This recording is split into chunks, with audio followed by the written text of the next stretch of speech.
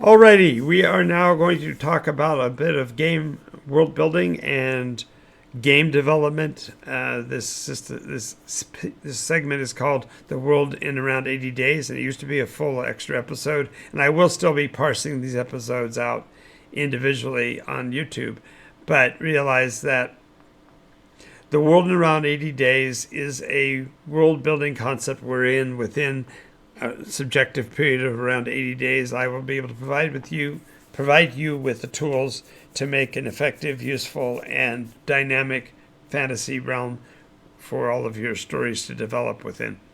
Today we're going to be talking about the concept of unifying the power of a community by developing its culture.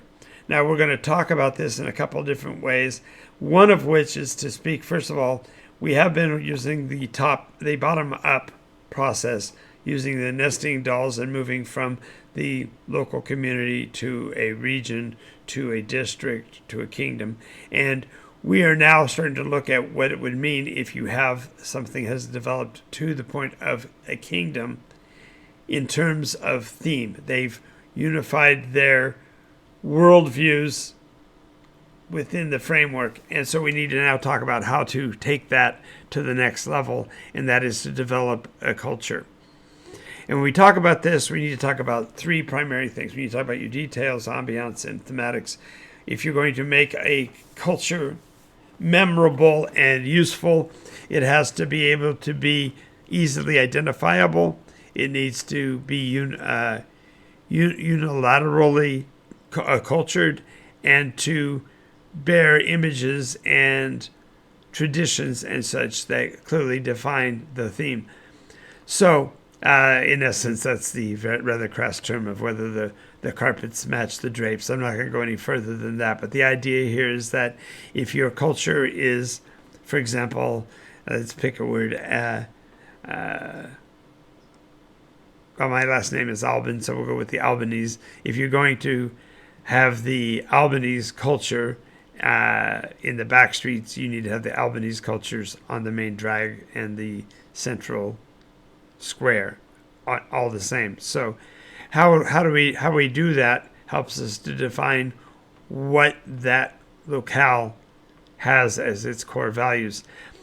We've talked before about the utilization of the CIS, or community identity sheet from NycosRPG. And while that is incredibly useful and could be used here, these tips are actually more in general for any fictional game system, whether it be for a game world or for novelization or whatever. But you want to make sure that you keep your community as a story element in character. In other words, if you're going to use a certain vocabulary, certain words need to be repeatable and understandable. It would be, for example, if you took the pirate culture, the concept of you must finish every sentence with R, every word you're going to spell is going to be spelled with an R, that these are in keeping with the theme and therefore in the character of this culture. Now, some would argue that this is stereotyping, and into a certain sake it is, but it's for mechanistic purposes. If you don't create a unifiable and recognizable culture, then it's awful hard for them to eventually become either the champions or the villains. If you think of the horror nature with which the Nazi culture developed, they became an enemy that was ubiquitous and identifiable wherever they were. And in the same fashion, you want to be able to speak that language of lore into your game sessions so that your players and or your readers know who to root for. If they were not so clearly defined, it would be hard to figure out in a given scene of conflict who you should back. And this gives a clear indication of that role. Now, that doesn't mean you're necessarily always building a bad guy culture. You might be building the Spartans or the equivalent, or the Trojans. And the idea here is that you're going to be building into the system manageable scene transitions, because you'll be able to clearly tell when the good guys are winning or when the bad guys are winning. Now, this also tends to lend itself on the more narrow theme of naming conventions and the things that the players discover. So, for example, if the players are the ones who pass through a certain region and they run into the first rhinoceros, they have not only do they have the right, but they also have almost the duty and obligation to name and expand that knowledge of that name to other peoples. And by providing that as a mechanism, you give the idea of longevity and memorability to the player characters in your groups as well. And now when we talk about how we do this in the practical, the naming convention helps. So in other words, if you're in an area that is, historically Romanesque or Greek-esque, then having male names end with an S and female names end with a vowel is historically accurate, and also happens to be able to foment the concept of the very culture you're trying to build. So whatever naming conventions you establish for the region, ensure that the players are aware of it and will adhere to it themselves in order to maintain that continuity. Even as they make discoveries, they're still going to be operating within the framework of that culture, and so therefore lean them into it. One of the biggest challenges, of course, is how do we get across descriptions of places without having to be completely expository in nature.